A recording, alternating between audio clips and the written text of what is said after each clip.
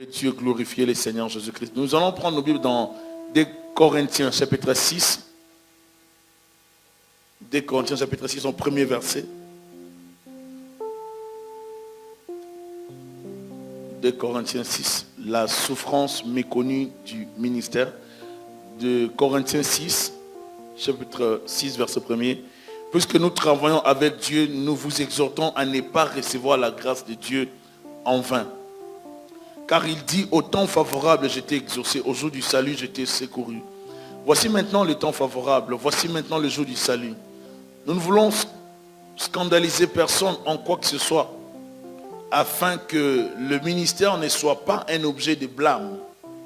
Mais nous nous rendons recommandables à tous égards, comme serviteurs de Dieu, par beaucoup de patience, dans les tribulations, dans les calamités, dans les détresses, sous les coups, dans les prisons, dans les séditions, dans les travaux, dans les veilles, dans les jeûnes, par la pureté, par la connaissance, par la longanimité, par la bonté, par l'Esprit Saint, par un amour sincère, par la parole de vérité, par la puissance de Dieu, par les armes offensives et défensives de la justice, au milieu de la gloire et de l'ignominie, au milieu de la mauvaise et de la bonne réputation, étant regardé comme imposteur, quoique véridique, comme inconnu, quoique bien connu, comme mourant, et voici nous vivons, comme châtiés, quoique non mis à mort, comme attristés et nous sommes toujours joyeux, comme pauvres et nous enrichissons plusieurs, comme n'ayant rien et nous possédons toutes choses. Notre bouche s'est ouverte pour vous, Corinthiens. Notre cœur s'est élargi. Vous n'y êtes point à l'étroit, mais c'est votre cœur qui s'est rétréci pour nous. Rendez-nous l'appareil, je vous parle comme à mes enfants. Élargissez aussi votre cœur. Ne vous mettez pas avec les infidèles sous un joug étranger, car quel rapport y a-t-il entre la justice et l'iniquité? Ou qu'y a-t-il de commun entre la lumière et les ténèbres? Quel accord y a-t-il entre Christ et Bélial? Ou quelle part a le fidèle avec l'infidèle? Quel rapport y a-t-il entre le temple de Dieu et les idoles? Car nous sommes le temple du Dieu vivant. Comme Dieu l'a dit, j'habiterai et je marcherai au milieu d'eux. Je serai leur Dieu et ils seront mon peuple. C'est pourquoi sortez du milieu d'eux et séparez-vous, dit le Seigneur. Ne touchez pas à ce qui est impur et je vous accueillerai. Je serai pour vous un père et vous serez pour moi des fils et des filles, dit le Seigneur Tout-Puissant. Amen. Lorsqu'on parle du ministère, la souffrance méconnue du ministère, je vais parler de plusieurs réalités que plusieurs chrétiens ne savent pas dans ce qu'on appelle les ministères. Être serviteur de Dieu, c'est bien apparemment pour plusieurs personnes lorsqu'ils voient l'apparence des serviteurs de Dieu, serviteurs de Dieu qui prêchent, qui dirigent, qui orientent les choses. Pour plusieurs personnes, c'est bien de faire ça. Mais ce qu'on ignore, c'est ce qui dérange, c'est ce qui est caché, que plusieurs hommes de Dieu n'arrivent pas peut-être à dire. Et ce qu'on a gardé secret durant plusieurs périodes. Et depuis un temps, vers les années 92, le Seigneur m'avait fait grâce d'avoir un livre qui m'a permis de comprendre les réalités du ministère. Et ce livre s'intitule L'épuisement spirituel, écrit par Smith, j'ai oublié le deuxième nom, mais c'est un livre qui est sorti en 92 et j'aimerais amener ça ici. J'ai cherché ça pour amener ça pour qu'on achète, mais ça coûte vraiment cher. C'est un petit manuel, mais ça coûte, je crois, 50 €. Mais ça dit des vérités. Et ces vérités sont des choses que nous vivons tous les jours dans la vie chrétienne. Et il est plus facile de pointer le doigt vers un autre. Il est plus facile de blâmer les pasteurs ou les hommes de Dieu, les prédicateurs pour beaucoup de choses. Mais c'est rare de voir des chrétiens qui comprennent la vie que mènent les hommes de Dieu. Et des fois, ne pas en parler, ce n'est pas bon. J'ai compris que j'avais déjà annoncé que j'allais parler de ça depuis. Et ne pas en parler, ça n'aide pas les peuples de Dieu. Et en parler va beaucoup plus aider les chrétiens à être conscients de l'Église, du ministère et de plusieurs réalités. Il n'est pas rare que des conflits aient lieu au sein de l'Église. Les pasteurs découvrent que les personnes qui fréquentent leurs assemblées peuvent être détestables, arrogantes, impolies, hypocrites, négatives et mécontentes. Malheureusement, et à la grande surprise des pasteurs, ce ne sont pas les non-convertis qui posent le plus de problèmes, mais plutôt des convertis qui provoquent des différends. Et il arrive que la plupart des temps dans les églises, on pense que ce sont des nouveaux convertis qui vont poser des problèmes, mais ce sont des gens qui ont passé des années et des années dans l'église. Et le diable permet à ce que plusieurs qui sont dans l'église perdent leur foi, ou bien tout en étant à l'église, que les gens puissent, n'est-ce pas, perdre l'objectif de leur présence dans l'église. Des fois, au lieu de garder l'objectif d'adorer et de servir Jésus-Christ, on commence à perdre cet objectif et on se laisse aller dans pas mal de choses qui nous égarent. Les personnes dont ils s'occupent, ou les personnes plutôt qui s'occupent de l'œuvre de Dieu, sont la plupart du temps victimes de maladies cardiovasculaires. Les pasteurs pic de crise, les pasteurs meurent par AVC, les pasteurs meurent par l'hypertension, l'hypotension. Les pasteurs sont victimes de cela. Être pasteur, ce n'est pas seulement prêcher la parole de Dieu. Être pasteur, c'est s'occuper aussi des âmes. C'est avoir un cœur d'un berger. Le travail de Dieu peut, par moments, être tellement fatigant et épuisant. Et les gens ne pensent pas à ça. Les chrétiens ne voient pas ce qui se passe dans le ministère. Le ministère, ce n'est pas seulement venir prêcher, porter des cravates, porter les costumes. Le ministère, c'est beaucoup plus la consécration de l'homme. Pour être là devant vous, j'ai passé pratiquement toute la nuit dans la prière. À 5 h du matin, je suis allé au lit. À 8h30, j'étais debout. On ne peut pas servir Dieu sans une consécration profonde. Et la plupart du temps, nous voyons des gens qui veulent être des pasteurs, des prédicateurs. Ils veulent prêcher. Ce qu'ils ont envie, c'est être devant le peuple de Dieu. Mais ils ne savent pas qu'il faut payer un prix. Et le prix qu'il faut payer, c'est dans la consécration, la crainte véritable de Dieu. C'est dans la vie de prière. C'est dans la connaissance de la parole. Le costume ne fait de personne un pasteur. Les cravates ne donnent pas le pastorat. Ce qui donne le pastorat, c'est l'appel de Dieu. Si Dieu ne t'a pas appelé, il ne t'a pas appelé. On peut forcer les choses, mais on finit toujours par créer des problèmes et on finit par laisser voir aux gens qu'on n'était pas appelés. Lorsque j'étais enfant, j'avais appris que les pasteurs, c'était des pauvres. Et les pasteurs, c'était des petits peuples. Je voyais l'image des pasteurs qui venaient chez mon père pour faire des prières, prier pour nous. Et puis, je voyais comment mon père devait les aider, donner de l'argent. Parce que nous, dans notre famille, on avait beaucoup de soucis, beaucoup de problèmes. Et les pasteurs qui venaient, la plupart du temps, c'était des nécessités, des gens qui avaient besoin d'argent. Et la plupart des chrétiens ont mis ça dans leur tête que les pasteurs ont fait le vœu de la pauvreté. Moi, je n'ai pas fait le vœu de la pauvreté.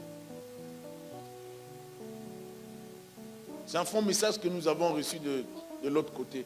S'il y a des autres qui ont fait le vœu de la pauvreté, ça c'est eux. Moi dans les évangiles, je n'ai pas vu ça. Je n'ai pas fait le vœu de la pauvreté. Et on ne fait pas le vœu de la pauvreté lorsqu'on devient pasteur. Il n'est pas écrit dans la parole qu'en étant pasteur, il faut être pauvre. Alléluia. Un pasteur, c'est un humain, c'est un homme. Il peut être aussi marié, il peut être aussi père des enfants. Et par moments, les gens ne voient pas ça. Les gens oublient cette réalité. On veut comprendre seulement les pasteurs comme les prédicateurs qui annoncent l'évangile, mais pas aussi comme un humain qui a des besoins, qui a une famille. Et ça, c'est parmi les choses que les chrétiens ne veulent pas savoir. Lorsqu'on leur parle de ça, c'est charnel. Ils sont tellement spirituels et ils parlent en langue. Alléluia. Parce qu'ils pensent que le pasteur va prier et l'ange Gabriel va descendre dans sa vie, il va tout résoudre. Si les enfants sont malades, et ils sont tout le temps guéris par l'ange qui descend avec les miracles. Ce n'est pas comme ça. Dans la maison des pasteurs, il y a aussi des Tylenol, des Doliprane. Il y a des comprimés, Feralgan, effervescent, toutes ces choses. Et Tylenol extra fort, aspirine, Advil, il y a toutes ces choses dans les maisons des pasteurs. Il y en a dans les appartements, dans leurs maisons. Chez eux, il y en a. Les antidouleurs, douleurs inflammatoires, toutes ces choses. On en a dans la maison. Il ne faut pas dire parce que je suis pasteur, à chaque fois que j'aurai des migraines, je vais me poser la main et puis Dieu va me guérir. Ce n'est pas comme ça que ça se passe. Mais les pasteurs font beaucoup de sacrifices que les gens ne savent pas. Je ne dis pas moi, je dis les pasteurs. Avec des migraines, les pasteurs vont prêcher l'évangile. Avec des soucis dans la maison, les pasteurs vont faire l'œuvre de Dieu. La prédication, les ministères les exposent aux critiques, aux murmures, aux rejets par moments. Et les mêmes personnes qui ont acclamé les hommes de Dieu aujourd'hui sont les mêmes qui vont les vilipender demain. Les gens qui ont acclamé les miracles de Jésus, c'était les mêmes qui ont tué Jésus-Christ. Cette attitude païenne se retrouve dans l'église. Et par moments, il y a des gens qui sont dans la joie de voir les pasteurs faillir. C'est comme si c'était la fête pour eux. Mais des chrétiens, ayant la Bible, parlant en langue, donnant l'air d'être spirituels. Où est l'amour dans l'église? Et je préfère anticiper pour parler de ces livres-là. Je vais amener ça la prochaine fois qu'on va continuer l'enseignement. Je vais vous lire directement dans le livre une partie. Un pasteur qui a abandonné la foi. Et il dit dans l'église, dans l'église, il n'y a pas l'amour. Un pasteur qui a abandonné la foi. Il a décidé de retourner dans le monde. Et dans l'église, il n'y a pas l'amour. Parce que je n'ai pas trouvé l'amour dans le chrétien. Est-ce qu'il y a réellement l'amour dans l'église de Jésus-Christ? Avoir l'air sérieux, spirituel, ne fait pas de nous des hommes qui ont l'amour. L'amour se démontre. L'amour ne reste pas verbal. Dieu a aimé, il a donné. Quand on aime, on transmet quelque chose. L'amour ne reste pas là dans les cœurs. L'amour se concrétise. L'amour se communique. Alléluia. Et l'amour exige aussi des actions. Nous assistons à une masse de jeunes qui veulent devenir des pasteurs ou des prédicateurs. À peine dans les ministères, à peine qu'ils commencent à prêcher, ils se font appeler des prophètes et des pasteurs. Mais ce qu'ils ne savent pas, c'est que le ministère a pas mal de réalités. Des jeunes, à peine quelques mois, prophètes sur Facebook, parce qu'il y a des gens qui sont tombés à terre. En 93, je priais pour des gens, ils tombaient, c'était rien. J'avais quel âge? 94, je priais déjà pour les gens. Dieu nous utilisait. On était aussi des jeunes, on avait un mouvement de jeunes. Il y avait plusieurs gens qui nous suivaient. 95, il y avait des gens qui nous suivaient. On avait des mouvements de jeunes. On attirait des jeunes, des foules qui nous suivaient. 96, 97. Plusieurs, faute de l'impréparation, commettent des dégâts dans le corps de Christ. Et ça tombe sur tous les hommes de Dieu. Parce qu'ils n'ont pas été préparés. L'église est malade, l'église souffre. Et je tiens à vous dire que faire le ministère sans bâtir une église ou organiser des activités et diriger une église sont deux choses totalement différentes. Vous pouvez faire des activités, organiser des activités, mais diriger une église est autre chose. Diriger l'église et faire des activités, des croisades, je ne sais quoi, c'est deux choses. Si les mêmes personnes vous voient tous les jours, ils auront un autre respect. Mais s'ils vous voient rarement, ils auront aussi un autre respect. Parce que lorsqu'on se rapproche de la personne, on comprend la personne, on voit la personne dans sa nature, ses réactions, ainsi de suite. On voit que c'est un humain. Mais oui, les pasteurs sont des humains. Et là, on commence à interpréter autre chose. Ah, lui aussi c'est un humain. Lui aussi peut pleurer, bien sûr. Lui aussi peut avoir faim, bien sûr. Lui aussi peut tomber malade, oui, bien sûr. Il peut être hospitalisé. Évidemment, les pasteurs sont des humains. Lorsque Jésus pleurait à la croix, il ne pleurait pas par plaisanterie ou par fantaisie ou bien comme s'il jouait un rôle. Jésus pleurait parce qu'il souffrait. Alléluia. Il y a une partie des choses que les chrétiens ne voient pas. Et par moments, il y a ce qu'on appelle la déloyauté. Les chrétiens ne sont pas loyaux. L'église a des frères et sœurs qui n'ont pas compris l'esprit de la fidélité, l'intégrité dans l'œuvre de Dieu, l'intégrité dans les chemins du Seigneur. comprendre le cœur d'un berger. Philippiens 1, 8 à 12 vous en parle. La position d'un berger de foi ne permet pas aux leaders de se faire comprendre par le peuple de Dieu. Alors que le cœur d'un berger est de voir le peuple entrer dans la foi. Un berger normal aime ses brebis. Le travail des pasteurs ne se résume pas dans la prédication, mais aussi dans l'accompagnement et dans le soutien véritable des membres. Et des fois, les pasteurs ne sont pas compris, même lorsqu'ils donnent des conseils. Il arrive par moment que vous donnez des conseils aux gens. Les gens ne font pas ce que vous donnez comme conseil. Ils répètent ce qu'ils avaient prévu. Et lorsqu'ils échouent, ils reviennent vers vous. Les pasteurs n'avaient pas prié. La plupart des pasteurs, selon les statistiques, ont donné ces statistiques. Et plus leurs enfants ne veulent pas, disent que leurs enfants ne veulent pas devenir des pasteurs. Et eux-mêmes aussi ne veulent pas que leurs enfants deviennent des pasteurs. Pourquoi? Parce que ils ne veulent pas que leurs enfants souffrent comme eux. Ils préfèrent qu'ils souffrent dans autre chose, mais pas dans le ministère. Dans les jours à venir, il y aura moins de serviteurs de Dieu à cause du traitement que le peuple donne aux hommes de Dieu. Et ce que je dis aujourd'hui, peut-être vous avez prévu qu'on parle de l'onction, la puissance, donner les prophéties. Non. On parle de la réalité de l'Église. Et cette réalité va nous aider.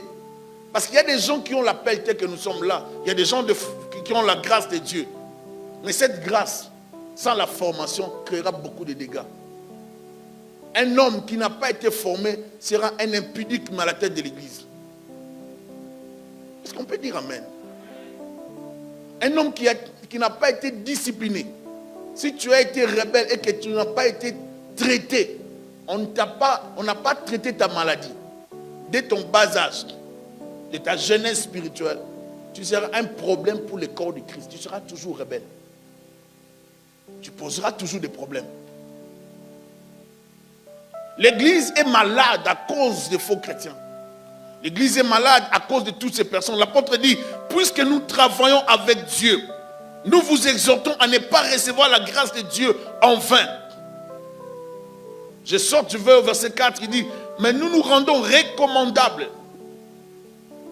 Plutôt verset 3, nous ne voulons scandaliser personne en quoi que ce soit, afin que le ministère ne soit pas un objet de blâme. Les pasteurs doivent faire ces efforts.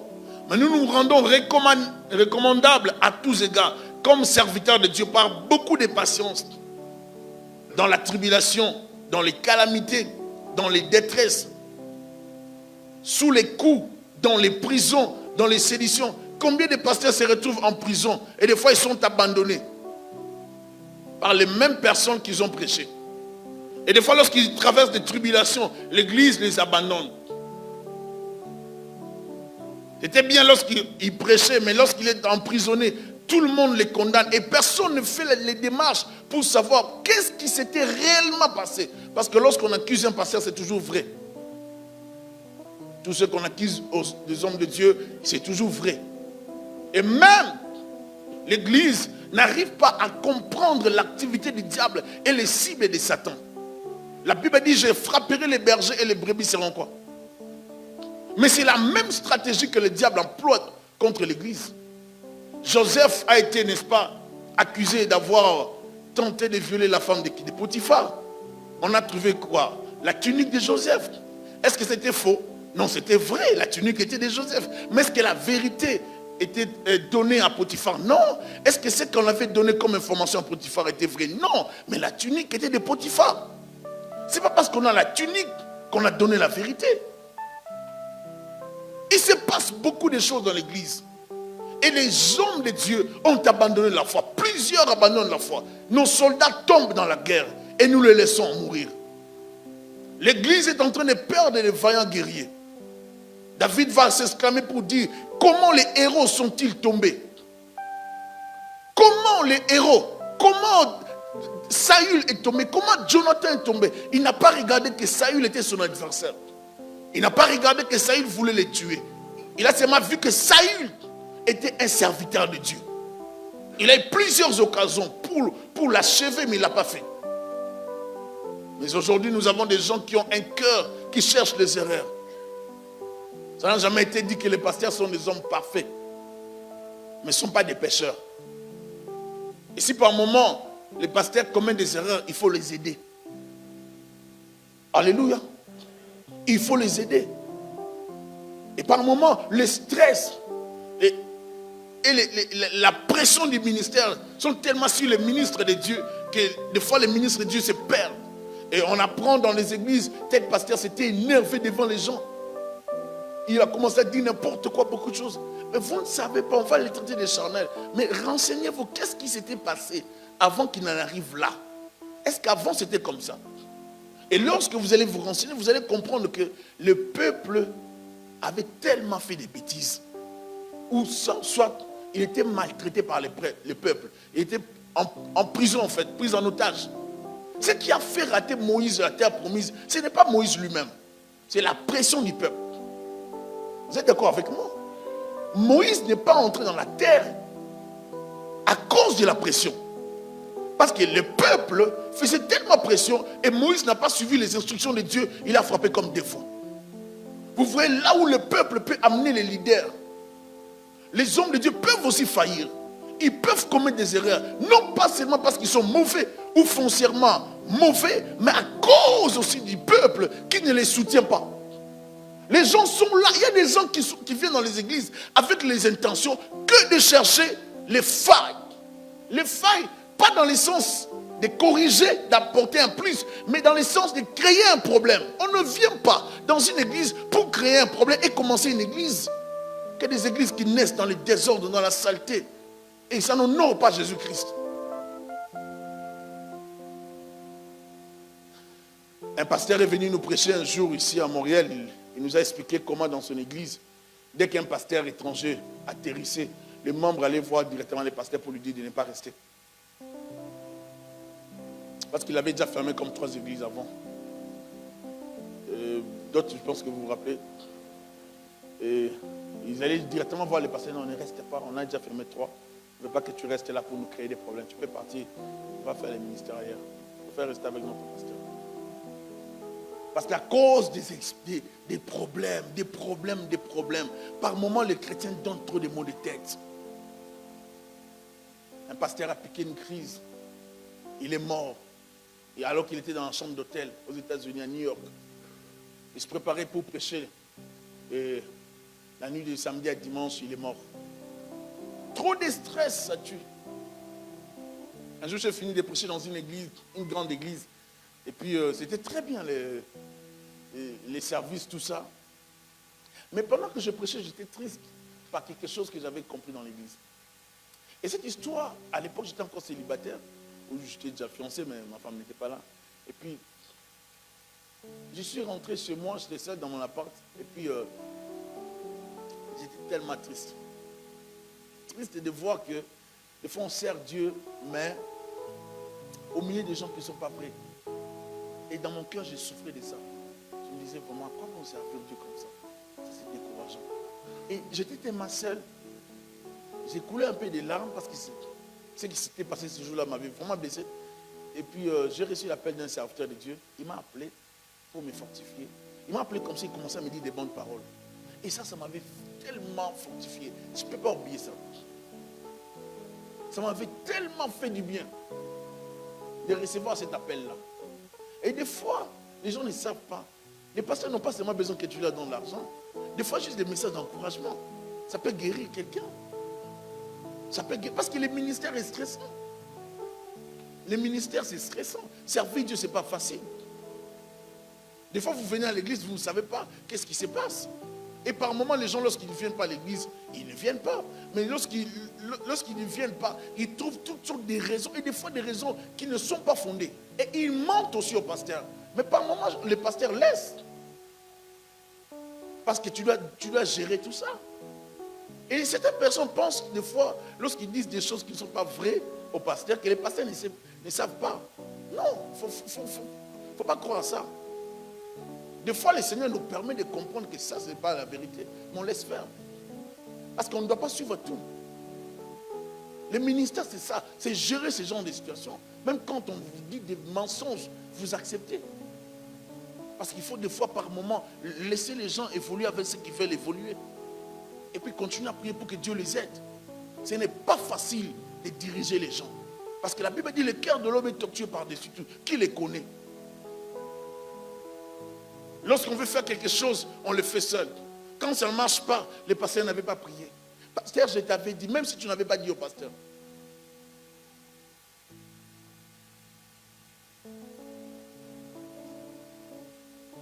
Par la parole de vérité, par la puissance de Dieu, par les armes offensives et défensives de la justice, au milieu de la gloire et de l'ignominie. Ça veut dire que dans le ministère, il y a des temps de gloire et il y a des temps aussi d'humiliation. Au milieu de la mauvaise et de la bonne réputation. Il y a aussi un temps de la bonne réputation. Il peut y avoir aussi un temps de la mauvaise réputation. Il faut savoir que les accusateurs de Jésus-Christ avaient trouvé des éléments sur le ministère de Jésus-Christ.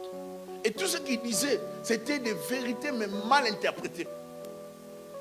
Ils avaient mal interprété, n'est-ce pas, le ministère de Jésus-Christ. Il y aura toujours des accusateurs. Ne vous attendez jamais à ce que votre pasteur ne soit jamais accusé. Si un pasteur n'est pas accusé, c'est qu'il ne fait pas le ministère. Le diable se lèvera toujours contre les vrais serviteurs de Dieu. Mais maintenant, les chrétiens doivent arriver à la maturité et comprendre qu'ils n'ont pas à se fier aux démons, ni au diable, ni aux païens. Alléluia. Le salissement, ça vient dans l'église. Le diable vient détruire l'église. Il vient salir les hommes de Dieu pour affaiblir l'église. Et lorsque les chrétiens ne sont pas matures, le chrétien cède à ça. Et il a dit la vérité. Mais lorsqu'on t'accuse de quelque chose, par moment, vous ne savez pas comment vous défendre. Comme Joseph, il a été emprisonné alors qu'il avait raison. Mais qui croit en ce moment? Parce que la femme avait les preuves. Les preuves n'attestent pas toujours la vérité. On peut en avoir plusieurs, mais ce sont des choses fomentées. Lorsque quelqu'un se décide à t'écrouler, à te faire des problèmes, il peut en arriver, il peut atteindre ses objectifs. Mais le Dieu juste qui règne finira par intervenir. Le Rédempteur finira par justifier. Le Dieu, c'est un Dieu juste. Et notre Dieu, c'est un juste juge. Il finit toujours par donner à chacun sa rétribution sur la terre. Dieu ne laissera jamais la vérité enterrée. Non, non, non, non. Dieu ne laissera jamais la vérité se faire enterrer jusqu'à la fin. Non, Dieu finit toujours par sortir la vérité. Alléluia. Peuple de Dieu, soyons réveillés. Comprenons l'église. Aucune église dans ce monde ne fonctionne sans le soutien des hommes et des femmes. Aucune église ne fonctionne sans la vie de prière. S'il n'y a pas la vie de prière, il n'y a pas d'église. S'il n'y a pas la bonne parole, il n'y a pas d'église. S'il n'y a pas la discipline, il n'y a pas d'église. Lorsque le pasteur te suspend, il ne m'aime pas. J'ai déjà compris qu'il ne m'aime pas, il aime des autres. Mais la suspension n'est pas un signe de haine ou de manque d'amour. La suspension, c'est un signe de discipline. C'est juste pour, à titre éducatif aussi. Donc c'est pour accompagner quelqu'un. Et c'est aussi punitif pour punir une personne, arrêter quelque chose, expier un péché, toutes ces choses. Et bien aimé, dans l'église, nous devons comprendre ces choses. J'aimerais vraiment que l'église ne soit pas seulement un lieu où les gens viennent, ils se disent, bonjour, bonjour, bonjour, amen, alléluia, amen. Mais on ne comprend pas l'église. Bien aimé, vous devez apprendre à comprendre l'église. Quand toi tu viens à 12h au culte, chaque dimanche à 12h, alors que le culte commence à 11h, c'est que tu n'as pas compris l'importance de l'adoration. Quand tu viens à l'église, alors que tu es venu adorer Dieu, mais toi tu passes ton temps à l'extérieur au téléphone, alors tu n'as pas compris l'adoration. Tu n'as pas compris l'essence du culte. Vous pensez que les adorateurs de la Bible, à leur époque, lorsqu'ils allaient adorer Dieu, ils amenaient les cellulaires? Ou s'ils avaient des cellulaires, les enfants d'Israël pouvaient amener des cellulaires au temple? Tel que vous connaissez les dieux de la Bible. Les dieux là, devant qui ont tremblé. Et les enfants d'Israël ont du mal à prononcer le nom de Dieu, jusqu'aujourd'hui. Ils disent toujours les noms. Mais nous, les chrétiens, Yahweh, Yahweh, Elohim, El Shaddai, nous connaissons tous les noms. Jehovah Sabaoth, on a même les explications. Jehovah Tchidkenoun, il y a même des noms il y a des gens qui connaissent tous ces noms, des petits noms, des révélations. Ils connaissent tout ça, ils maîtrisent ça mieux que les pasteurs. Jusqu'ici, le Seigneur nous a accompagnés. On a tous les mots. On a Dieu.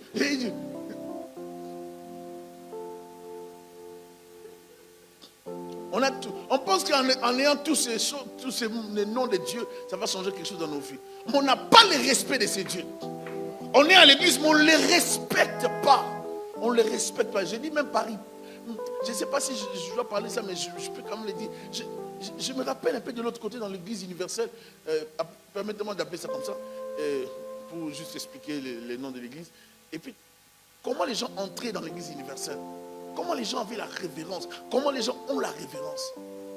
Parce qu'on est dans l'église universelle, comme on a appelé l'église catholique, on a quand même un respect.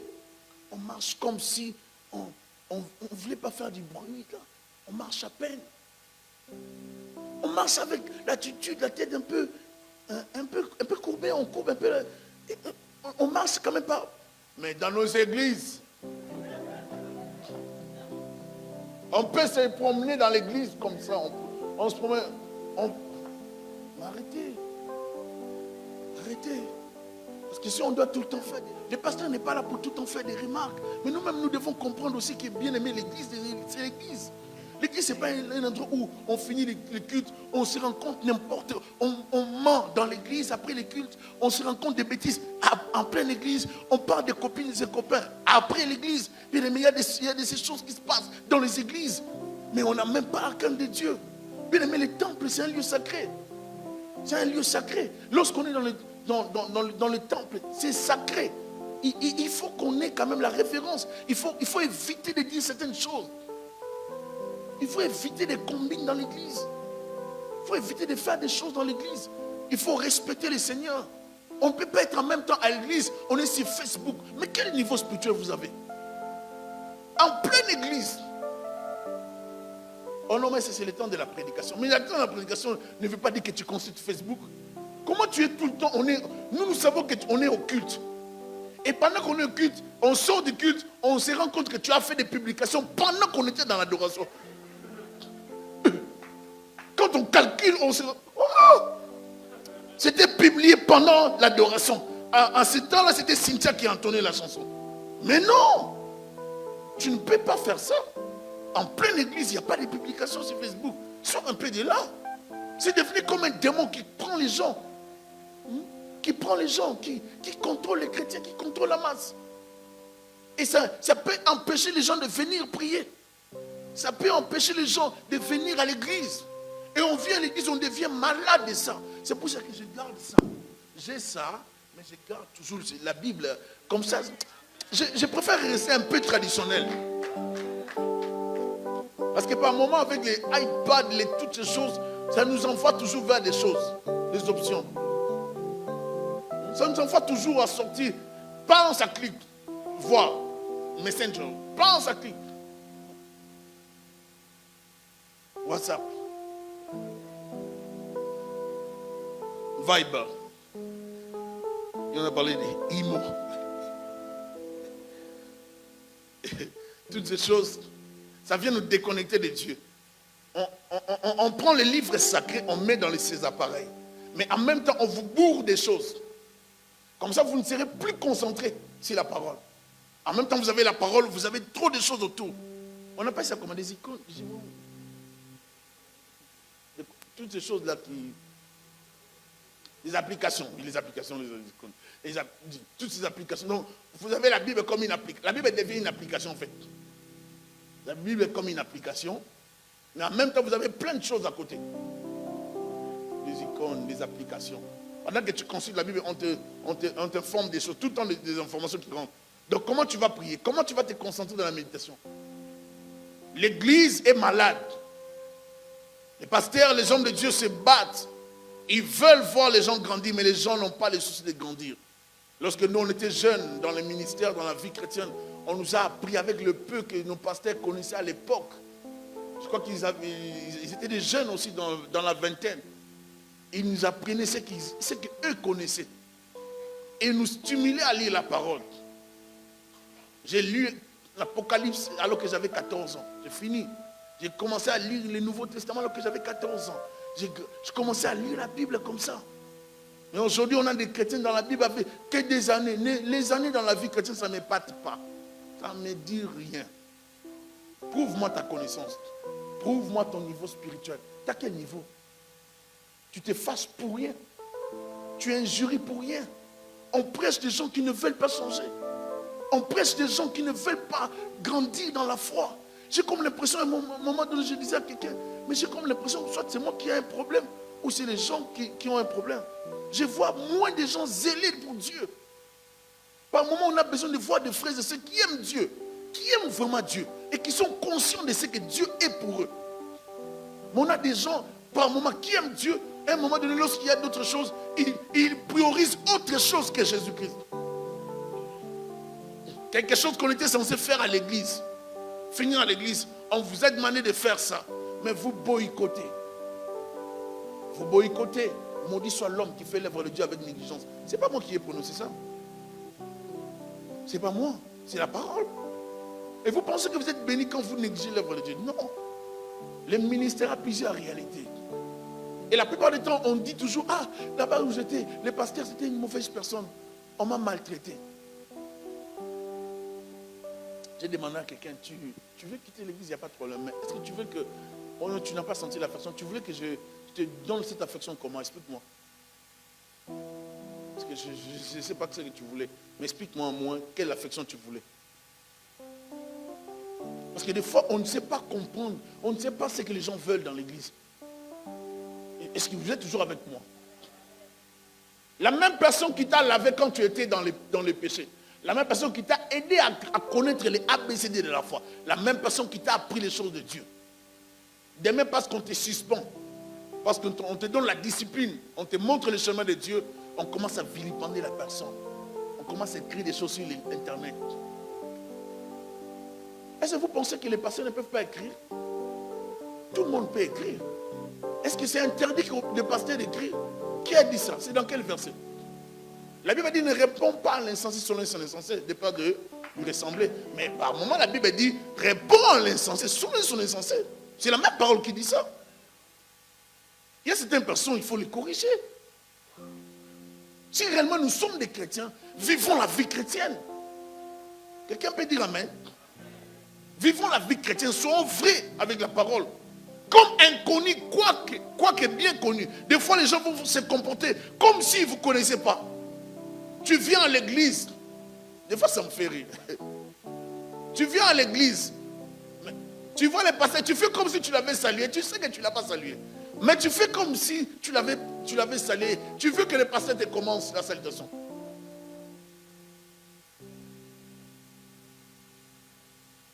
Il faut arranger ça. Alléluia. Il faut arranger ça.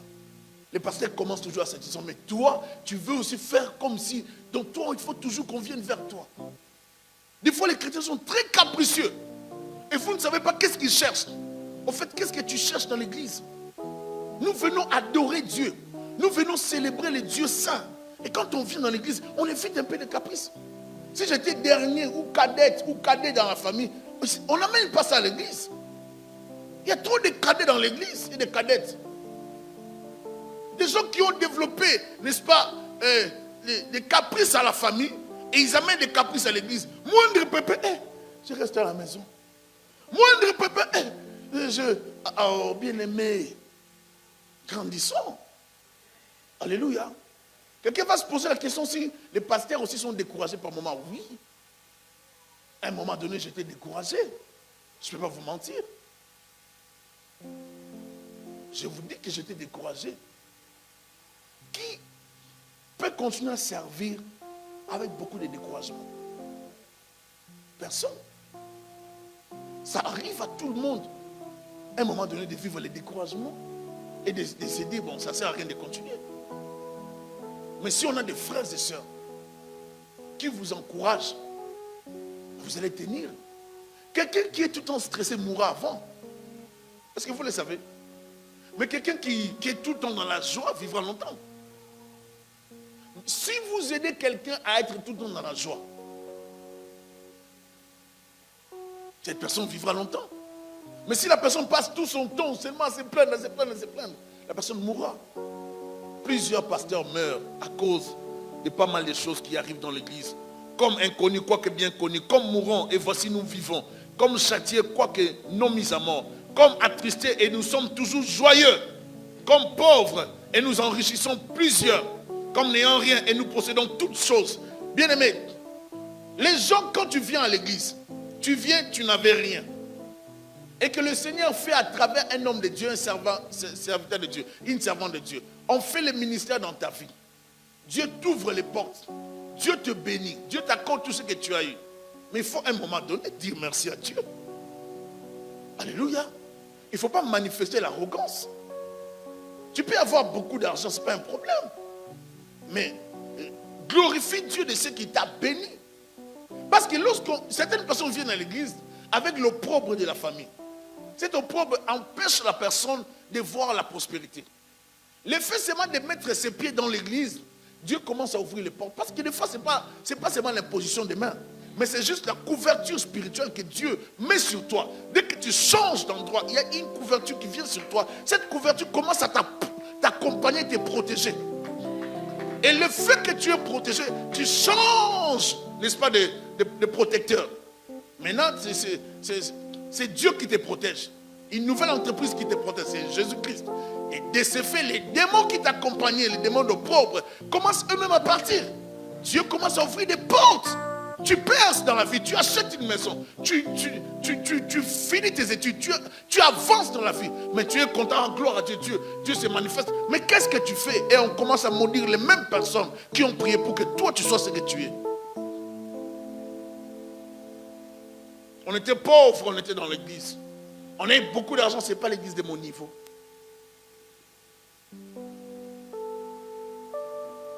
Écoutez, je ne peux pas rester dans ces genres d'église. Je suivais un homme de Dieu qui expliquait, il était invité par un de ses fidèles pour aller prier pour son avion qu'il vient d'acheter, plusieurs millions de dollars. Il disait, il est avec moi depuis longtemps. Il est devenu riche dans l'église. Et il est toujours à l'église. Il est millionnaire. Il est là. Et je devais consacrer son avion qu'il venait d'acheter. Il dit ce sont des gens qui travaillent dans l'église et sont des hommes très impliqués. Il présente les hommes, des médecins, des hommes qui ont tellement étudié, mais qui font l'accueil. Il présente des gens qui ont tellement étudié, mais qui font le service dans l'église du Seigneur. Servir Dieu, c'est un privilège. Mais des fois, lorsque les pasteurs demandent aux gens de servir Dieu, les gens ne veulent pas. Vous ne faites pas une faveur à Dieu. Vous ne faites pas une faveur. C'est Dieu qui nous a tout donné. Le souffle de vie, c'est Jésus-Christ qui nous donne. Tout vient de Dieu. Nous recevons de sa main. Même ce que nous lui apportons à l'église. Tout vient de l'Éternel. Raison pour laquelle, bien aimés, nous devons avoir l'humilité, la simplicité de cœur. Lorsque nous venons à l'église, venons avec l'attitude des hommes et des femmes brisés. Ne sois pas remplis de toi. Alléluia. Nous enrichissons plusieurs par l'évangile. L'évangile change les gens. Il y a même d'autres personnes par la mentalité seulement de la parole du royaume. Le royaume vient, ça change la façon. Il y a même d'autres projets qui atterrissent dans nos vies à cause de l'église. L'évangile change ta pensée. Le Seigneur commence à t'inspirer des idées, des choses. Tu crées des entreprises. Mais Dieu peut faire tout. L'église change les vies. Mais est-ce que nous sommes reconnaissants envers Dieu? Hier j'étais voleur. Aujourd'hui je ne suis plus voleur. Hier j'étais impudique. Aujourd'hui je ne suis plus impudique. Hier j'étais menteur, aujourd'hui j'ai arrêté. Hier j'étais adultère, dans toutes ces choses, aujourd'hui j'ai arrêté. Ainsi de suite. Hier j'étais impudique, aujourd'hui j'ai arrêté. Donc on peut voir ce que l'église fait. L'église fait des choses. Les gens sont sauvés. Plusieurs entreront dans le royaume des cieux à cause de l'église. Je dis toutes les églises qui font le travail de Dieu correctement sur la terre feront entrer des gens au royaume. Alléluia, bien-aimés. Nous devons respecter nos soldats qui travaillent au front. Il faut les soutenir. L'apôtre Paul dit, priez pour moi. Il était un grand apôtre. Il pouvait ne pas demander la prière, mais il a demandé. Il faut savoir prier aussi, soutenir les hommes de Dieu. Il dit, notre bouche s'est ouverte pour vous, Corinthiens. Notre cœur s'est élargi. Vous n'y êtes point les trois, mais c'est votre cœur qui s'est rétréci pour nous. Vous avez développé la méchanceté pour nous. Rendez-nous l'appareil. Je vous parle comme à mes enfants. Élargissez aussi votre cœur. Ayez un bon cœur. Dis à ton voisin, aie un bon cœur. Maintenant, avant d'appliquer maintenant ces versets qui suivent, on applique ça hors contexte. Maintenant, on applique ça dans les contextes. Ne vous mettez pas avec les infidèles sous un joug étranger. Car quel rapport y a-t-il entre la justice et l'iniquité? Ou qu'y a-t-il des communs entre la lumière et les ténèbres? Quel accord y a-t-il entre Christ et Bélial? Ou quelle part a les fidèles avec les fidèles? Quel rapport y a-t-il entre le temple de Dieu et les idoles? Car nous sommes les temples du Dieu vivant, comme Dieu l'a dit. J'habiterai et je marcherai au milieu d'eux, et je serai leur Dieu et ils seront mon peuple. Maintenant, vous n'avez pas besoin de copier les autres. On n'a pas besoin de copier l'influence du monde. On a besoin de vivre les valeurs bibliques, les valeurs chrétiennes.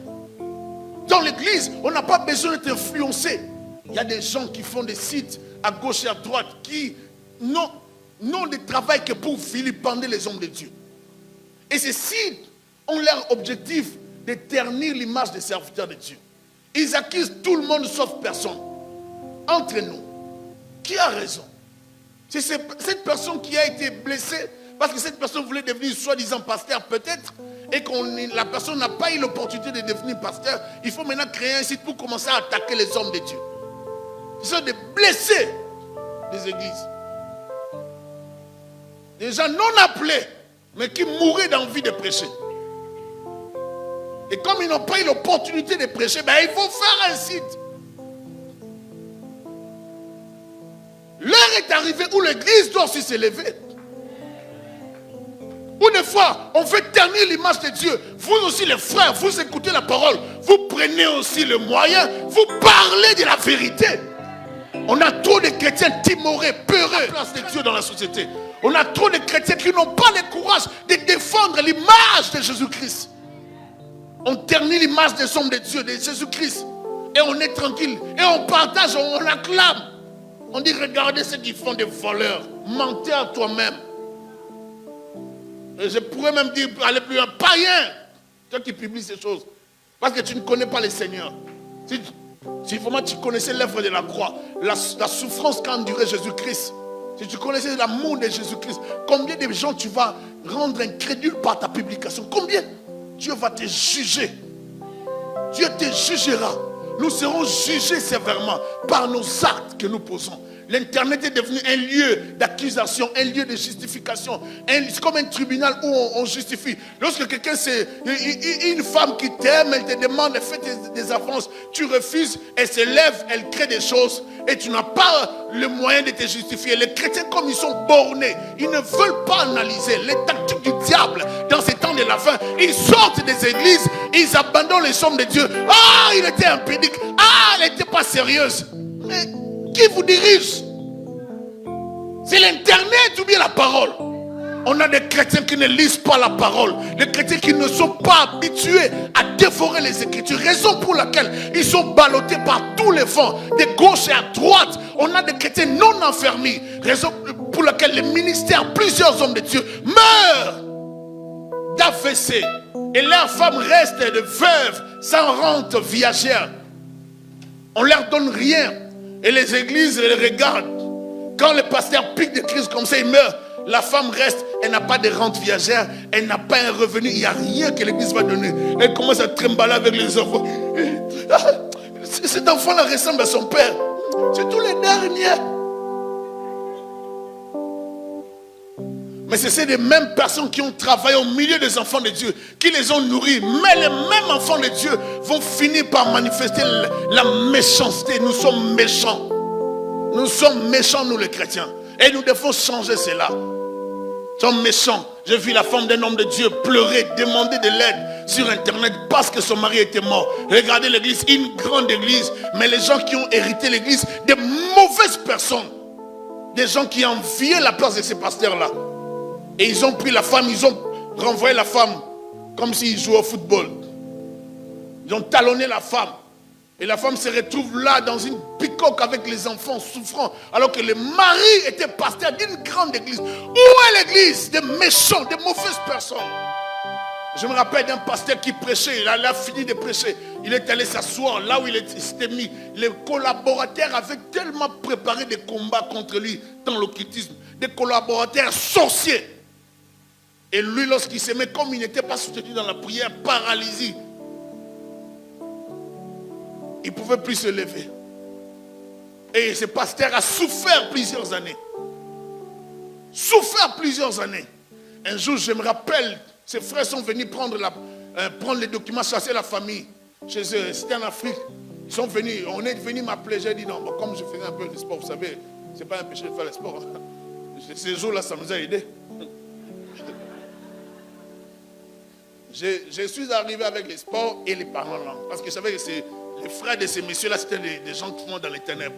Alors quand j'ai atterri, Chakaramandelobo Satabala, il voulait sortir la femme, je l'ai poussé. Parce que mon ami, il était tellement spirituel que lui, dans sa spiritualité, oh non, comprenez. J'ai dit non, vous allez sortir de la maison. Il ne faut pas comprendre comme ça. Tant les langages qu'ils vont comprendre, c'est la brutalité ici. On est toujours spirituel ici. On n'est pas charnel, détrompez-vous. Je suis venu me battre pour un homme de Dieu qui était mort, qui a laissé une femme et des enfants. Et son premier fils, peureux qu'il était. Alors ça prenait des coriaces. J'ai dit, vous venez ici, vous n'allez pas entrer. Je vous assure que vous n'entrez pas. Et vous n'allez rien faire dans cette famille. Vous allez voir, ils ont menacé la femme. Toi, tu veux que les enfants finissent? J'ai dit, ils ne vont pas finir. Ils ne vont pas finir. Nous sommes des guerriers. Alors on a établi des programmes de prière. Parce que bien aimé, des fois, il faut comprendre la vie chrétienne. Ils attaquent, toi aussi concentre-toi, attaque. On a établi des programmes de prière, des combats. Vous attaquez, nous opérons, nous attaquons, attaque contre attaque. Bombe contre bombe. On va voir quelle bombe va réagir. Alléluia. On a attaqué, on a prié avec les amis, les frères et sœurs de cette famille. Et jusqu'à aujourd'hui, ils ont gardé leur maison, ils ont gardé leur bien. Bien aimé, par moment, il faut être têtu dans la vie. Alléluia. L'église a besoin des hommes et des femmes courageux. Des hommes et des femmes qui seront là comme des bâtisseurs. L'église a besoin des hommes et des femmes qui vont donner leur temps, leur intelligence, leur énergie pour amener l'église de l'avant. Le pasteur a la mission de prêcher la parole, d'encadrer le peuple de Dieu. Mais dans d'autres personnes, Dieu met des talents, Dieu met des dons, Dieu met des capacités. Amener ces capacités dans l'église pour permettre à l'église de grandir. Mais lorsqu'on a seulement les dons de guérir les malades, on croit qu'on a les ministères. Non. Tu peux avoir les dons de guérir les malades, mais tu n'es pas prédicateur. Qui t'a dit que pour guérir les malades, quand tu guéris les malades, tu es devenu pasteur? Raison pour laquelle il y a trop de ministères qui n'ont pas la parole, ils n'ont rien.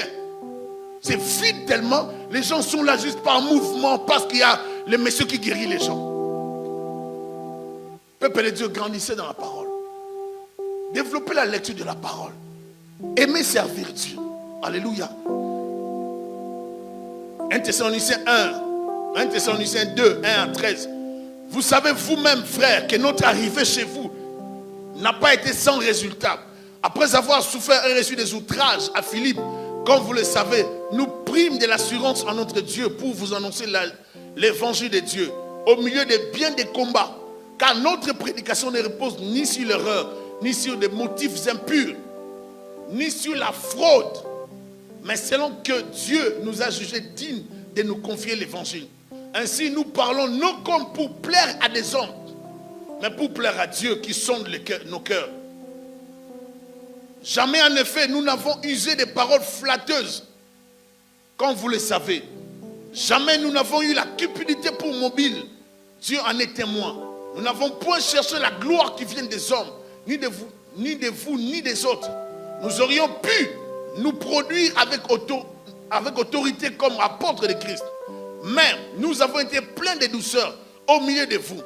De même qu'une nourrice prend un tendre soin de ses enfants, nous aurions voulu dans notre vive affection pour vous, non seulement vous donner l'évangile de Dieu, mais encore nos propres vies, tant vous nous étiez devenus chers. Ça, c'est le cœur des bergers.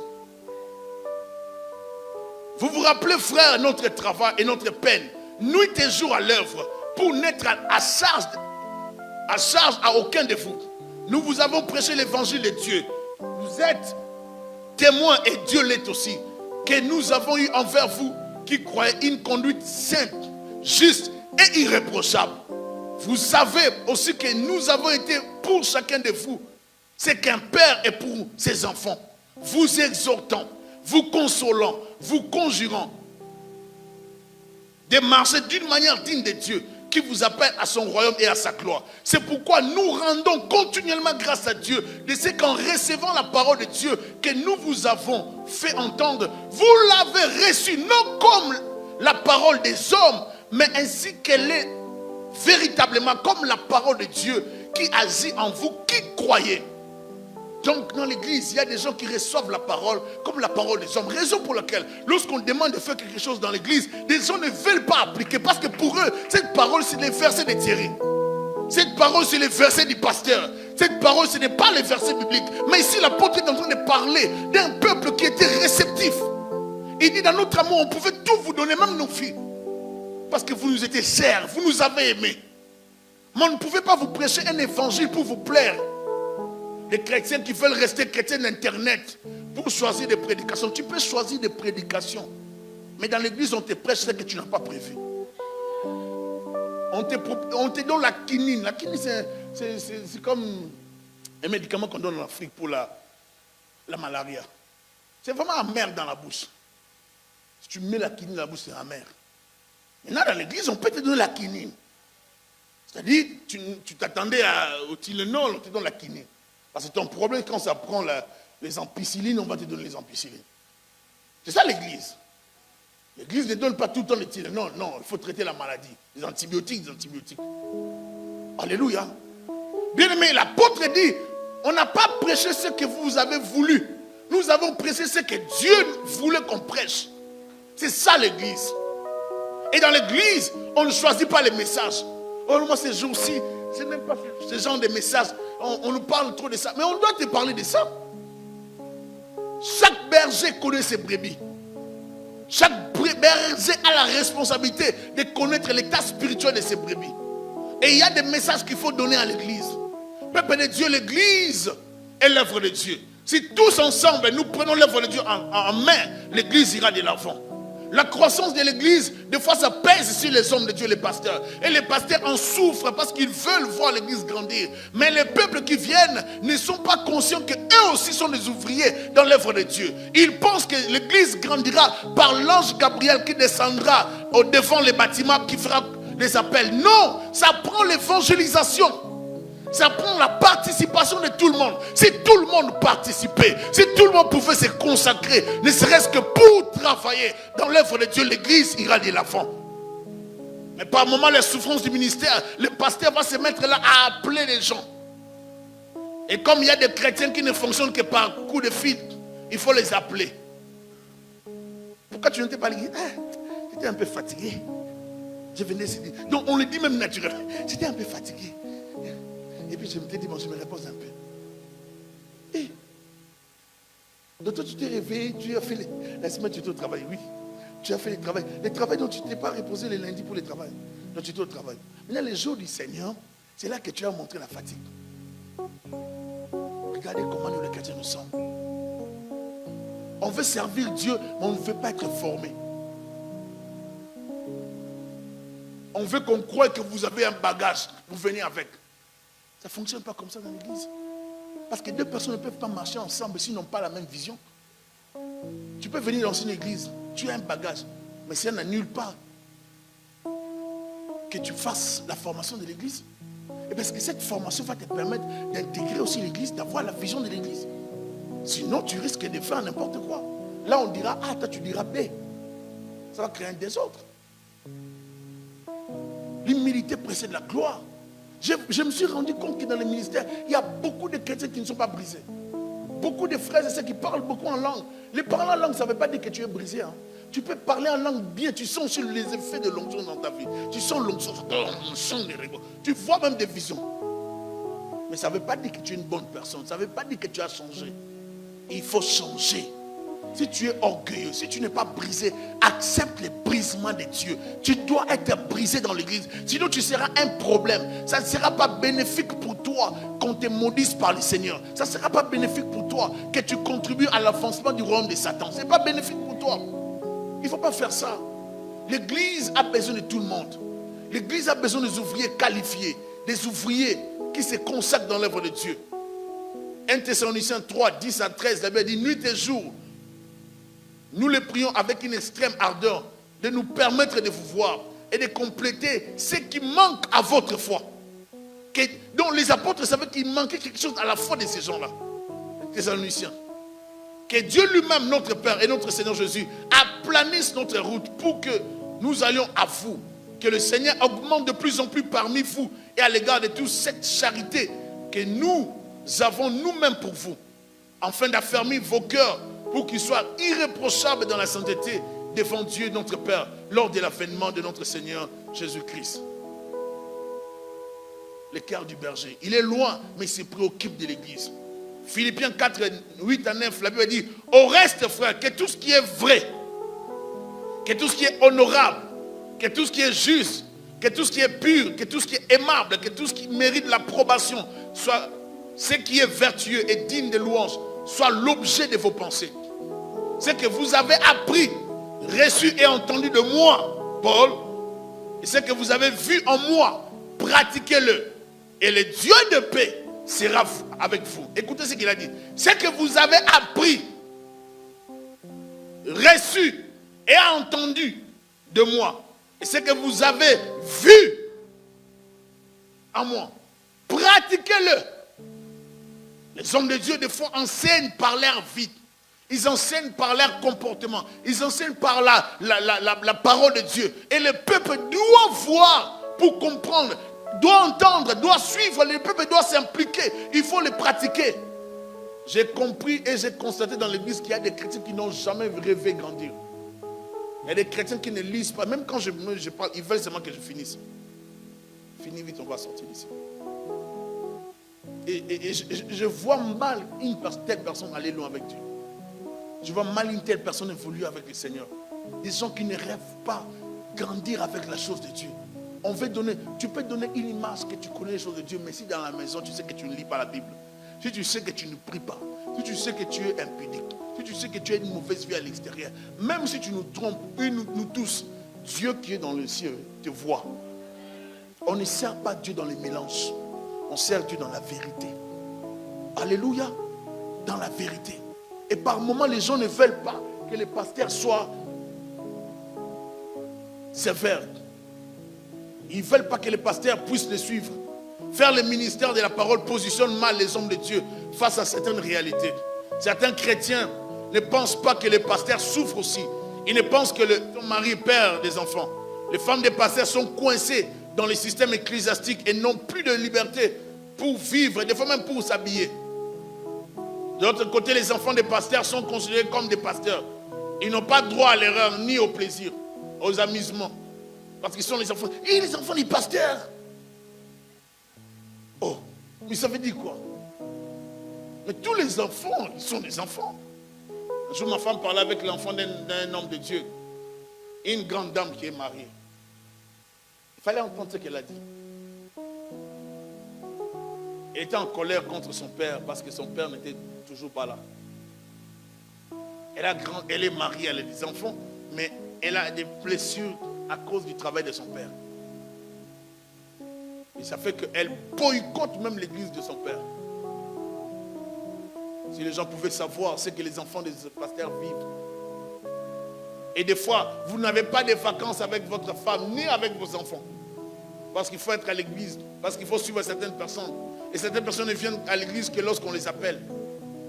Et si vous ne les appelez pas, ils ne vont pas venir. Si vous ne priez pas pour eux, ils ne vont pas venir. Ils vont venir que lorsque vous allez promettre la prière ou bien lorsque vous allez prier pour eux. Les chrétiens compliqués qui ne comprennent pas la place de l'église, la place de Dieu dans leur vie. L'imposition des mains ne change pas toujours quelque chose. C'est Dieu qui guérit, c'est Dieu qui délivre. On peut ne pas t'imposer la main, mais Dieu peut te localiser et te guérir, bien-aimé. Des fois dans l'église, les gens, ils veulent déifier les pasteurs et des fois même donner aux pasteurs ce que les pasteurs n'ont pas prêché. Et vous conduisez. Le peuple pousse les pasteurs vers les erreurs. Quelqu'un venait me voir, pasteur, est-ce que Dieu t'avait dit quelque chose? Dieu ne m'a rien dit. Dieu ne m'a rien dit, il n'y a rien. Un jour, un ami a donné une prophétie. Il a tellement de la grâce prophétique qu'il donnait une prophétie à une personne. Il lui a dit, non, Dieu me parle d'un accident, il faut que tu fasses attention. Il a donné le message. La même semaine, la personne, tu as reçu le message. Il ne faut pas seulement dire non, c'est pas vrai. La personne a reçu le message. La personne, au lieu de prier, la personne n'a pas... Lui, il a prié pour la personne aussi devait prier. Le pasteur a prié pour toi, toi aussi fait ta part. Et la personne est partie. C'est la même semaine, la personne a connu l'accident. Maintenant, les gars, chaque jour, dès le lundi, il appelait les prophètes chaque matin. Bonjour prophète, est-ce qu'il y a quelque chose? Et puis, je ne peux pas oublier. Et puis lui disait, non Mato, il n'y a rien. Bah, il raccroche. Là, je ne comprenais pas. Mais pourquoi tu raccroches ce type-là? Tout le temps comme ça. Le matin vers 7h, tu vois, ça sonne. Donc dès qu'il va, il dit même pas bonjour. Il n'y a rien. Et je vous assure, tous les temps que j'avais passé avec lui en Europe pour rester avec lui pour prêcher dans son église, et quand on était ensemble, on dormait ensemble, et puis il disait tout le temps, il n'y a rien, je t'ai dit, il n'y a rien, j'ai rien vu, Dieu n'a rien dit, bye, sors, tout est correct, sors. Vous voyez, c'est des choses comme ça que les gens veulent. Les gens, ils veulent qu'on leur dise n'importe quoi à tout moment. Non, c'est pas comme ça. Un jour, j'ai donné un message à une personne et la personne m'a humilié en public. La personne, vous savez, des fois, les gens, lorsqu'ils ne voient rien, lorsqu'on t'annonce quelque chose qui peut arriver, que tu ne maîtrises pas, oh non, ça ne va pas arriver, Dieu est bon. Non, ça ne va pas arriver. On s'est fait. Ah bon? Il en a appris, j'ai reçu l'appel vers 2h30. La même personne sur qui j'avais donné le message m'appelait en pleurant. Priez pour moi. Oui. J'ai dit quoi? Qu'est-ce qu'il y a? Tu vois, comme tu avais vu, ce que tu avais annoncé, c'est ce qui se passe maintenant. J'ai dit, oh, mais ça fait une année. Oh oui, j'ai dit, ah bon, appelle mon frère, il va prier pour toi. Moi, je suis un peu fatigué. J'ai été sévère, j'ai raccroché. Je ne devais pas prier. Parce que des fois, les gens ne comprennent pas. Vous humiliez l'homme de Dieu en public. Maintenant, tu viens m'appeler dans le secret. Mais lorsque je t'avais donné le message, tu n'avais pas cru. Maintenant que tu vis la même chose, là, tu m'appelles dans le secret vers 2h30 du matin. Le ministère est compliqué. Vous serez des fois humilié, alors que Dieu vous montre quelque chose qui est exact. Mais la personne en face de vous dit non, c'est pas ça. Mais la personne vient vous voir à côté. Pasteur, j'ai dit ça parce que c'est le public. Mais c'est la vérité. C'est comme ça les ministères. Je donne les messages à un homme de Dieu. Le Seigneur me dit que ton église, dans quelques jours ici, tu risques, on a fomenté un complot contre toi. Il faut beaucoup prier. Pour ceux-là qui savent, ils savent. Vous savez quand j'avais dit ça? Il a dit non, même en public.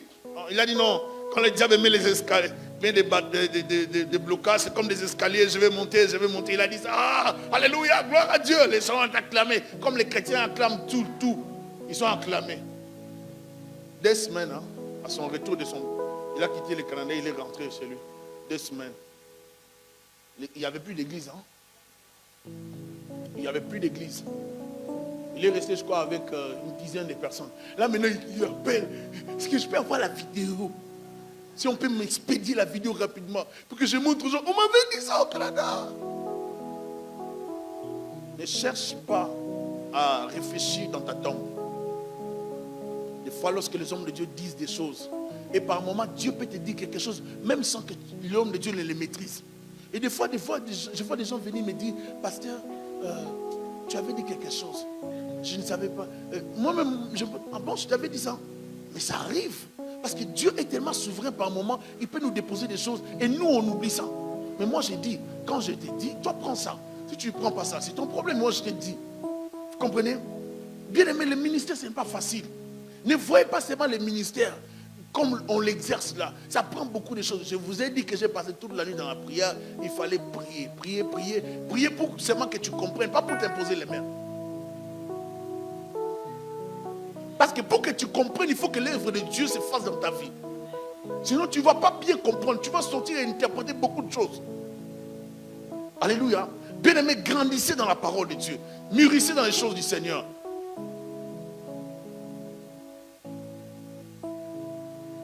Mais ils doivent vivre une vie sans amusement comme leurs parents, les enfants des pasteurs. Plusieurs pasteurs ne veulent pas que leurs enfants deviennent des pasteurs à cause des peines et des chocs du ministère.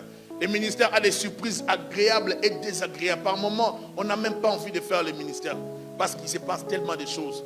Et je lisais quelque chose qu'on a publié sur des statistiques qu'on a publiées sur Internet. 97% des pasteurs ont été trahis, faussement accusés ou blessés par leurs plus proches collaborateurs. 70% des pasteurs luttent contre la dépression. 7000 églises ferment chaque année. 1500 pasteurs démissionnent chaque mois.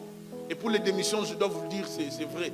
Pour nous qui sommes dans les APDC, même dans les églises baptistes, il y a tout le temps des publications des postes des pasteurs et des postes vacants. On publie avec les salaires, on annonce 35, 40 000 $. Si vous êtes qualifié, venez postuler. Je le disais, tout le temps, il y a tout le temps des offres d'emploi des pasteurs dans les APDC pour des pasteurs. Là maintenant, actuellement, il y a un pasteur qui vient de démissionner. On en parlait même l'autre fois avec les pasteurs, c'est qu'elle est fidèle et tout ça, Léon. On parlait de ces postes-là. C'était tentant pour tout le monde. Parce que les montants qu'on proposait, c'était vraiment, c'est bien. C'était tentant. Alléluia. Je peux vous assurer que c'était vraiment tentant. Mais bon, par un moment, on doit faire avec... Vous comprenez vous-même. Donc 80% des pasteurs se sentent découragés. 70% des foyers des pasteurs sont au bord du divorce à cause du poids du ministère. Par moment, les pasteurs oublient leurs femmes. Les ministères peuvent imposer des sacrifices que même les gens ne comprendront pas. 94% des familles des pasteurs sentent la pression du ministère. Parce que les moments lorsque le pasteur est sous pression, il amène ça dans la maison. 78% des pasteurs n'ont pas de meilleurs amis. Parce qu'ils ont peur de tout le monde. Ils sont déçus par les gens. 90% des pasteurs travaillent entre 55 et 75 heures par semaine. Alors que vous passez du temps à les applaudir ou les critiquer, vous n'avez aucune idée de ce que les hommes de Dieu vivent derrière la scène. Derrière leur ministère, derrière les masques. Tout ce que les hommes de Dieu vivent, vous ne savez pas. Il faut apprendre à prier pour les hommes de Dieu. Plusieurs pasteurs meurent. Plusieurs, je dis, meurent à cause du ministère. Et s'il n'y a personne qui prie, qui les soutient, ils n'iront pas de l'avant. Lorsqu'on parle de donner les dîmes à l'église, lorsqu'on parle de donner aux hommes de Dieu, ça pose beaucoup de problèmes. Mais lorsque les pasteurs connaissent des problèmes, et par moments, il y a personne dans l'église qui n'essaye même d'appeler, et qui ose appeler. Je me rappelle l'histoire de ma femme lorsqu'elle avait connu l'accident. Nous étions ici. J'en parle parce que c'est quelque chose, c'est un fait réel. Elle a connu l'accident juste ici, on était à l'église. Au coin, sur Saint-Laurent et Fleury. À quelques 45 minutes de la prière, c'était vers 18h. On devait finir avec le jeûne. Elle est allée acheter des choses pour le jeûne, je crois des gobelets en plastique. Et là, elle a connu l'accident. Regardez comment comment la fille peut partir. On était en prière ici. Là, elle a connu l'accident. On vient m'appeler, on part, on voit avec les frères Claude. J'ai dit, Dieu, c'est toi qui protèges. On a seulement prié, j'ai fait une courte prière. La sœur Clarisse était là. Elle a accompagné ma femme à l'hôpital avec l'ambulance. Et moi, je suis revenu à l'église. J'ai modéré. J'ai pressé. Et je suis rentré à la maison avec mes enfants et ma mère à la maison. Et puis vers 23h, je devais maintenant, lorsqu'on a fini les cultes ici, tout, je dois maintenant aller à l'hôpital pour rester avec ma femme. Et la sœur était toujours là aussi à l'hôpital. Et pendant que je pars à l'hôpital, une sœur qui n'était pas venue à l'église m'a appelé pour la prière. J'ai commencé à prier. Seigneur, agis. Seigneur. J'ai prié avec elle. Et j'arrive à l'hôpital, je fais maintenant les maris, je dois être là. Et puis en même temps, je prie. Et je vois qu'il y avait trop de douleurs, trop de problèmes. Bien aimé, des fois les gens ne voient pas tout ça. On arrive, on quitte l'église ici. Je pars déposer le pasteur Roland qui était venu. Je quitte l'hôtel pour retourner. Là où on habitait, on nous a cambriolés. Parce qu'on était en séminaire. On a vidé la chambre. Ils ont tout saccagé. Bizarrement, les bijoux que ma femme avait qui coûtaient, elle a laissé. Moi, j'avais dit, porte ça. La boîte n'était toujours pas à l'extérieur, mais c'était les jours qu'elle devait sortir la boîte. Elle a sorti la boîte et elle a laissé là. Ces gens sont venus. Ils se sont tellement bien servis. Et elle, dès qu'elle arrive à la maison, elle a constaté qu'il y avait la chaîne de sécurité à l'intérieur. Elle m'a appelé. Moi, j'ai dit, n'entre plus, sors à l'extérieur. Appelle la police. Moi, j'appelle les pasteurs fidèles. Il arrive là rapidement. Évidemment, pendant qu'elle était arrivée là, à la porte, lorsqu'elle forçait pour entrer, elle voulait mettre sa main. Il y avait des gens déjà dans la maison. Les gens étaient dans la maison. Imaginez-vous ce qui pouvait arriver. L'œuvre de Dieu crée beaucoup de choses. Le diable peut te déstabiliser en attaquant tes enfants. Nous étions en train de faire la délivrance au l'église de Racheté. On priait pour des enfants, pour les gens. Pendant qu'on priait, l'enfant du pasteur Ézéchiel, là où il était l'enfant, fait comme une crise. L'enfant ne se réveillait plus. Directement, pendant que nous on chassait ici. Et là, il y avait tellement une forte onction, on priait pour des gens. En même temps qu'on prie pour des gens, l'enfant du pasteur fait une crise. Et le pasteur panique, il veut aller. Moi, je dis non, calme-toi, reste là. Parce que des fois, les médecins ne soignent pas leurs malades. Vous savez, non? On a dit non, laisse. Nous, on va faire avec le pasteur fidèle. Sa femme voulait commencer à pleurer. Non, laisse-nous, reste dans les sanctuaires. Nous, on prend l'enfant. On est sorti de la salle. Là, les gens étaient dans la prière. Lui, il priait pour des gens. Il voulait venir. On a dit reste. On va ramener l'enfant, on va prier. Nous sommes sortis avec l'enfant. L'enfant ne revenait pas. Ne se réveillait pas. On a commencé à prier avec les pasteurs fidèles. Et lui, là, traîné là-bas. Et on devait tout le temps faire d'ici pour le calmer. On a prié jusqu'à ce que l'enfant s'est réveillé. Bien aimé, servir Dieu, j'aimerais dire ceci. Ce n'est pas tout le temps la fête. Mais il faut le servir. Nous traversons des moments difficiles. À un moment donné, tu es découragé. Mais il faut servir Dieu. Tu serviras le Seigneur. Par moments, tu seras rejeté par les gens. Incompris. Il faut continuer à servir Dieu. Lorsqu'on t'accusera des choses, qu'on ne te trouve pas dans ces choses, fais de ton mieux pour rester intègre, loyal, correct devant le Seigneur. Même si les gens te critiquent, mais toi sois correct. Et c'est ça qui va te justifier. Servir Dieu, c'est une bénédiction. J'aimerais vous dire qu'il y a des souffrances, il y a des choses qui se passent dans la vie des hommes de Dieu, que l'Église doit chercher à aider, à intervenir. Il faut apprendre à prier pour les hommes de Dieu, à prier pour les missionnaires, à prier pour tous ceux qui évangélisent, tous ceux qui servent Dieu. Dans des situations difficiles, dans des pays reculés, en Afrique, par-ci, par-là, en Amérique latine, dans le monde, il faut qu'on apprenne à prier pour les hommes de Dieu. Et à un moment donné, la Bible dit prier pour les autorités. J'aimerais dire qu'il faut aussi prier pour les pasteurs, prier pour les missionnaires, prier pour les prédicateurs, prier pour tous ceux qui annoncent l'évangile, prier pour tous ceux qui sont découragés, prier pour ceux-là qui se méconduisent, afin que Dieu les récupère. Prier pour ceux-là qui ne craignent plus Dieu. Les hommes de Dieu sont tentés, des fois par l'argent, à cause.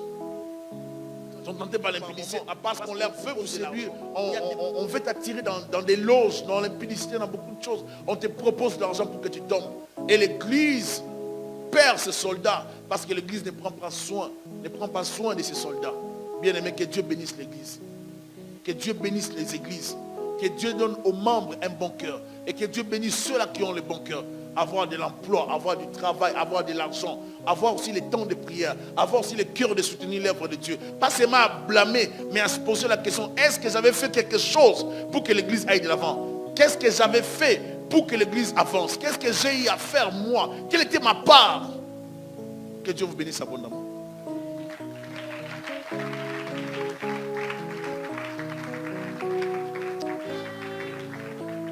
Nous allons prier. Parle à Dieu, demande à Dieu de t'aider à comprendre la vie de l'Église, les ministères et ses réalités. Prions s'il vous plaît.